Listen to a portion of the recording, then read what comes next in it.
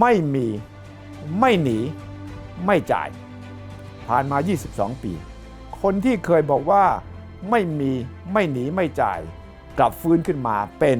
สวัสดิ์หอรุ่งเรืองคนใหม่ ประโยคนั้นคิดมาได้ยังไง คุณสุริชัยเป็นคนถามผมเอง ครับ ในเมื่อเนี่ยนะฮะเงินบาทผันแปรขึ้นทุกวันเนี่ยนะฮะใช่ไหมจาก 38 ขึ้นมาเป็น 40อะไรเนี่ยนะฮะ 45 52 ผม ใช่ไหม จำได้ คุณถามผมเองเนี่ยนะคุณสวัสดิ์ทำธุรกิจยังไง ผมก็บอกว่าผมต้องเปลี่ยนปรัชญาการทำธุรกิจ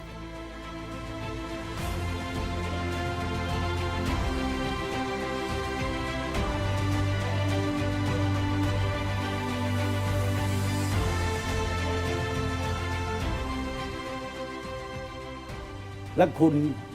ถามคำถามที่ชี้นำผม ว่าแล้วคุณจะทำยังไงต่อไปนะฮะผมก็เอาความเป็นมนุษย์เป็นที่ตั้ง ครับ นะฮะแต่ว่าเกิดปัญหาขึ้นมาเนี่ยนะสันดานดิบของมนุษย์ยังฝังอยู่ในตัวผม ผมก็ต้องเอามาใช้ ครับ ผมจะดูแลครอบครัวผมยังไง อืม